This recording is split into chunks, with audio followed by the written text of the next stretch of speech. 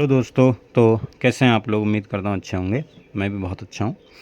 हम लोग डिटर्मिनेंट पढ़ रहे हैं, ठीक है। क्लास 12th का चैप्टर है ये, चैप्टर नंबर 4, ठीक है। तो इससे पहले देखिए, मतलब और भी चैप्टर्स के बहुत सारे लेक्चर्स आ चुके हैं। मतलब फर्स्ट जो हमारा चैप्टर है, सेकंड है, थर्ड है, हमने सारा कंप्लीट कर लिया है। तो यदि आप लोगों ने नहीं देखा है तो आप पहले उससे ज़रूर देख लीजिएगा, ठीक है। आज देखो डिटर्मिनेंट में यानी सारणिक में हम रूल नंबर 3 पढ़ेंगे। इससे पहले मैंने आपको 2 रूल बता दिए हैं, आई होप आपने देख लिए होंगे, ठीक है। नहीं देखें तो आप उन्हें ज़रूर देख लीजिएगा। देखो जैसे आप जैसे ये डिटर्मिनेंट है, ठीक है। अब डिटर्मिनेंट में मान लो इस तरह के कोई अवयव लिखे हुए हैं, राइट। डिटर्मिनेंट में इस तरह के अवयव लिखे हुए हैं, तो आप इन्हें ऐसे लिख सकते हैं। देखो आप क्या करो, A1 जैसे A1 प्लस यू है, A2 प्लस वी है और A3 प्लस डब्ल्यू है।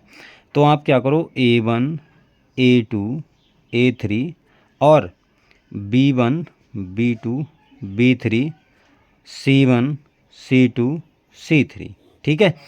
प्लस करके जो U वाला अलग किया था, U B W, ठीक है। और उसके बाद में B1 B2 और B3 C1 C2 C3। देखो इसको मैं एक एग्जांपल से बताता हूँ कि आप किसी भी सारणी को अगर उसके मतलब किसी कॉलम में प्लस में, अगर आप उसको किसी कॉलम को प्लस में तोड़ पा रहे हैं तो उसको आप इस तरीके से लिख सकते हो, ठीक। देखो मैं एग्जांपल बताता हूँ। जैसे हमारे पास में मान लो लिखा हो 10 और 15, और मान लो इधर लिखा है 10 प्लस 15, इधर लिखा है 20, ठीक है। इधर 1 2 3 और 5 6 3 इस प्रकार का लिखा हुआ है। आप इसे देखो कैसे करके तोड़ सकते हैं।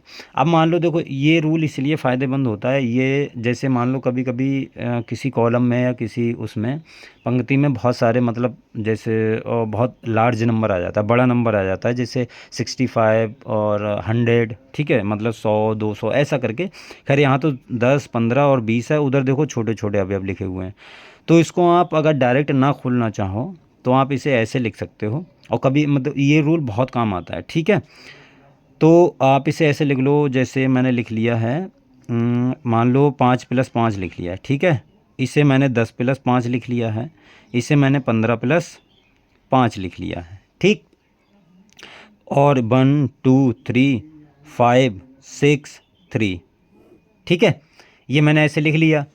अब देखो इस प्रकार इसको आप ऐसे लिख सकते हो, जैसे 5 10 15, ये आप एक अलग कॉलम बना लो, 5 10 15, ठीक है। उसके साथ में बाकी देखो, बाकी कॉलम में कोई चेंज नहीं आएगा। ये 5 है, 5 और 6 3, बाकी कॉलम में कोई भी चेंज नहीं आएगा। जिसमें सिर्फ जैसे इसको तोड़ा है तो इसी को हम सेपरेट करेंगे, बाकी दोनों के दोनों में दोनों जो सारणी लिखे जाएंगे उनमें एज इट इज़ वैसे के वैसे ही लिख देंगे, ठीक है। तो देखो ये 5 हो गया तुम्हारा, ये 5 हो गया और ये 5 हो गया, और ये 1 2 3 और 5 6 3, इस प्रकार से इसको लिख सकते हैं। अब इसमें देखो आसानी ये होगी, जैसे इसका देखो जैसे ये सेम है, तो आप इसको नीचे मतलब इसका ऑपरेशन करके, इसमें ऑपरेशन लगा के इसको ज़ीरो कर सकते हैं। भाई इसमें से ये घटा दो, इसमें से ये घटा दो, तो ये ज़ीरो हो जाएगा। तो इसको हल करना थोड़ा इजी पड़ जाएगा, ठीक है। इसीलिए ये ऑपरेशन हम करते हैं। खैर अभी आपको ऑपरेशन इतना समझ में नहीं आएगा, मैं बताऊंगा फिर आपको एकदम अच्छे से क्लियर हो जाएगा, ठीक है। समझ में आई बात? तो ये देखो रूल, मैंने आपको रूल बता दिया। अभी एग्जाम्पल को हल नहीं कर रहे हैं हम, ठीक है। मैंने आपको रूल बता दिया कि ये जो रूल होता है बहुत काम का आता है, बहुत काम का होता है, राइट। चलिए देखिए, रूल नंबर ये 3 है रूल, इनको आप बहुत अच्छे से ध्यान रखिएगा, क्योंकि बहुत सारे सवाल हो सकते हैं इन्हीं के द्वारा हल हो जाएं, ठीक। देखो इस पे अब हम एक सवाल करते हैं, अच्छा सा सवाल करेंगे, उसको मैं आपको बताऊंगा कि किस प्रकार से इसका यूज़ करना है, ठीक है। देखो एक रूल और है। ये रूल जब हम क्वेश्चंस करते हैं ना तो ये बहुत मतलब बहुत बहुत काम आता है।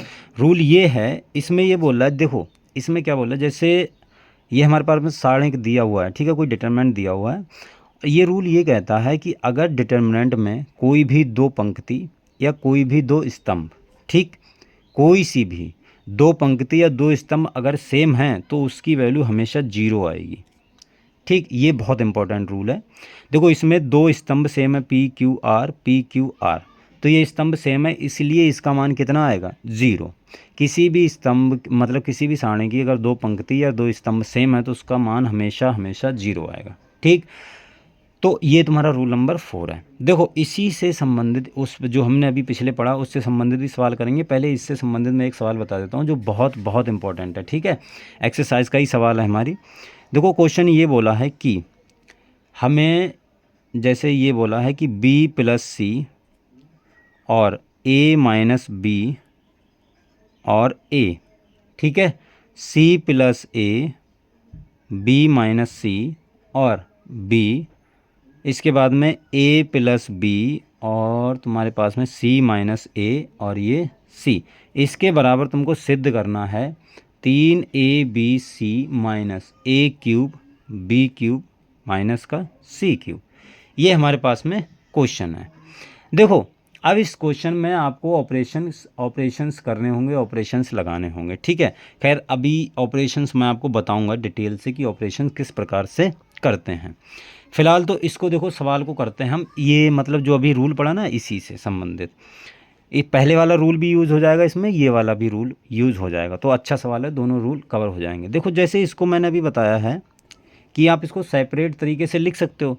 जैसे मैं इसको अगर अलग अलग लिखना चाहूँ तो लिख सकता हूँ। देखो जैसे b प्लस सी वैसा ही रखो आप, c प्लस ए भी वैसा ही रखो, c और a प्लस बी भी वैसा ही रखो। आप क्या करो, इस वाले को तोड़ लो, बाद में इसको तोड़ लेंगे। मतलब कोई भी अगर कॉलम मतलब 2 कॉलम हो या 3 कॉलम, तीनों कॉलम अगर हम तोड़ सकते हैं तो तीनों कॉलम को तोड़ के लिख सकते हैं आराम से। तो जैसे देखो मैं इसको तोड़ रहा हूँ, तो पहला वेब क्या a b c वैसा ही लिख दो, और इधर ये वाला क्या a b c प्लस लगा के, बाकी देखो पहले वाले में पहले कॉलम में हमने कोई चेंज नहीं किया तो b प्लस सी आ जाएगा, c प्लस ए आ जाएगा और a प्लस बी आ जाएगा।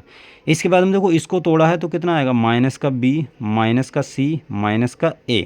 ठीक है, और ये a b c, समझ में आई बात। तो इसको मैंने मतलब बीच वाले मतलब सेकंड कॉलम को मैंने तोड़ लिया, इस प्रकार से लिख लिया है। ठीक, अब देखो यहाँ पर अभी ये रिसेंटली यूज़ हो जाएगा। देखो यही रूल का फ़ायदा है सारणिक में कि हमें अब इसमें कैलकुलेशन नहीं है करना पड़ेगा। जैसे ये वाला है, देखो इसमें ये कॉलम और ये कॉलम कैसे हैं सेम, तो इसकी वैल्यू कितनी हो जाएगी 0। आप लिख सकते हो बीच में मतलब ये आप साइड में लिख सकते हो, चूँकि इसके दो स्तंभ सेम हैं, अतः इसकी वैल्यू क्या हो जाएगी 0। प्लस देखो ये वाला बचा तुम्हारे पास में, सिर्फ ये बचा b प्लस सी और c प्लस a और a प्लस बी, माइनस का b माइनस का c माइनस का a और a b c। ठीक है, ये हो गया। अब देखो इसको भी आप तोड़ सकते हो, आप इसमें भी प्रॉपर्टी लगा सकते हो। कैसे, अब आप इस कॉलम को तोड़ लो। देखो ये कॉलम हमारा प्लस में लिखा हुआ है, ये वाला b plus C, c plus a और a प्लस बी, इसको आप अलग अलग लिख सकते हो। किस प्रकार से, b c a और माइनस का b माइनस का c माइनस का a, बाकी सब वैसे ही लिख दो। बाकी किसी में अगर जिसमें हम चेंज नहीं कर रहे हैं उसको चेंज करने की ज़रूरत नहीं। बाकी तो अगर एक कॉलम को हम जैसे इसको अलग अलग लिख रहे हैं तो ये दोनों कॉलम वैसे के वैसे ही आ जाएंगे, दोनों डिटरमिनेंट हम लिखेंगे। अब देखो ये बी सी ए लिख लिया, फिर ये सी ए बी। ठीक है, और उसके बाद में माइनस का b माइनस का c माइनस का a और ये a b c। ठीक, इसको अलग अलग लिख लिया, कोई दिक्कत यहाँ तक नहीं होनी चाहिए। अब देखो इसमें अगर आप इसमें यहाँ से माइनस चिन्ह कॉमन ले लेंगे, जैसे इसको देखो मैं ऐसे लिख सकता हूँ, मैंने आपको ये पिछले में रूल बताया था। जैसे इसको मैं देखो लिख दे रहा हूँ, बी सी ए है, इसमें -1 इंटू बी लिख सकते हैं, इसको भी -1 इंटू बी लिख सकते हैं, सॉरी सी, और इसको देखो नीचे इसको आप लिख सकते हो -1 इंटू ए, ये ए बी सी और प्लस ये क्या हो गया तुम्हारे पास में सी ए बी, ये वैसा का वैसा ही आ जाएगा, माइनस का बी माइनस का सी माइनस का ए और ए बी सी। ठीक है, देखो अब आप इसमें रूल लगा सकते हो। जैसे मैंने बताया था कि सारणिक में कोई भी चीज़ कॉमन ले रहे हैं तो वो किसी एक कॉलम में अगर कॉमन है तो एक कॉलम से बाहर आ जाएगी, बाकी किसी पे कोई फ़र्क नहीं पड़ेगा। या अगर गुणा कर रहे हैं तो किसी एक कॉलम या किसी एक पंक्ति से ही गुणा होगा, ये मैंने बताइए ना आपको। ठीक है, तो यहाँ से देखो -1 कॉमन है, ले सकते हैं, -1 कॉमन ले लो, तो देखो कितना आ जाएगा बी सी ए और ये कितना हो गया बी सी ए, और ए बी सी, ठीक है, प्लस ये वाला कॉलम लिख दो, ये वाली सारणी लिख दो, सी ए बी और माइनस का बी माइनस का सी माइनस का ए और ए बी सी, ठीक है, ए बी सी। देखो इस पे फिर से प्रॉपर्टी लग जाएगी, बी सी ए, देखो दो कॉलम सेम है तो इसकी वैल्यू कितनी होगी 0। बचा हुआ क्या, ए की मैट्रिक्स बची है तुम्हारे पास में, सी ए बी माइनस का बी माइनस का सी माइनस का ए और ए बी सी, ठीक है। अब देखो ये प्रॉपर्टी हमने यूज़ की है, अभी कुछ कैलकुलेशन किया नहीं है, सिर्फ और सिर्फ प्रॉपर्टी यूज़ की है। अब इसको आप हल कर सकते हो, अब इसमें कुछ और प्रॉपर्टी लगा नहीं सकते तो आप इसको डायरेक्ट खोल लो, इसमें कोई दिक्कत नहीं है, डायरेक्ट खोलोगे तो आंसर आपका आ जाएगा। देखो इसको पकड़ो तो क्या होता है, सी और ऐसे चलता है ना, प्लस माइनस और प्लस, इस प्रकार से चलता है, ठीक है। तो ये सी गया, मतलब सी को अगर पकड़ेंगे तो ये वाला कॉलम गया, ये वाला स्तंभ गया, सॉरी ये स्तंभ गया, सॉरी ये पंक्ति गई, स्तंभ नहीं, ये पंक्ति और ये स्तंभ, ये रो चला जाएगा, ये कॉलम देखो क्या आएगा, सी तो माइनस का सी स्क्वायर और इसका माइनस पहले लगाओ एक, इसका क्या हो जाएगा माइनस का ए बी और माइनस का पहले से है तो प्लस का ए बी, आप गुणा में ध्यान देना, ठीक है। और देखो माइनस पहले से बीच में माइनस आता है ये वाला और माइनस बी और बी है तो कितना हो जाएगा माइनस माइनस प्लस बी और ये वाला कॉलम चला जाएगा, ये वाली पंक्ति तो गई हुई है तो ये कितना आ गया ए सी और इधर इसका होगा तो माइनस का बी स्क्वायर, ठीक है, प्लस ये वाला देखो ए और ये वाला कॉलम चला जाएगा तो माइनस का ए स्क्वायर और ये माइनस का बी सी, एक माइनस पहले से, ये माइनस पहले से, ये माइनस का बी सी आएगा तो प्लस का बी सी, ठीक है। अब देखो बस इसका गुणा कर लो तो कितना हो गया माइनस का सी क्यू माइनस का सी क्यू और प्लस का ए बी सी और ये इसमें गुणा करेंगे तो प्लस का ए बी सी, ये भी ए बी सी माइनस का बी क्यूब और ये माइनस का ए क्यूब और प्लस का ए बी सी। तो देखो ए बी सी और ए बी सी कितना हो गया 3 ए बी सी और ये हो गया माइनस का ए क्यूब माइनस का बी क्यूब माइनस का सी क्यूब, यही देखो हमको सिद्ध करना था, समझ में आई बात, ठीक है। तो ये इस प्रकार से हल हो गया, ये प्रॉपर्टी का यूज़ है। प्रॉपर्टी आप ध्यान में रखेंगे तो आपको डिटर्मिनेंट के सवाल बहुत सिंपल पड़ेंगे, अगर प्रॉपर्टी आपको ध्यान में नहीं रही तो फिर डिटर्मिनेंट के सवाल कठिन पड़ेंगे, ठीक है। ये बात आप अच्छे से ध्यान रखना। तो मैंने आपको 4 रूल बताएं, चारों रूल आपको पता होने चाहिए, ठीक है ना। चलिए फिर आज आप इसको इस सवाल को अच्छे से कर लीजिए, अपनी फेयर कॉपी पे उतार लीजिए। आज के लिए इतना रखते हैं, मिलते हैं अगली वीडियो में, तब तक के लिए बाय।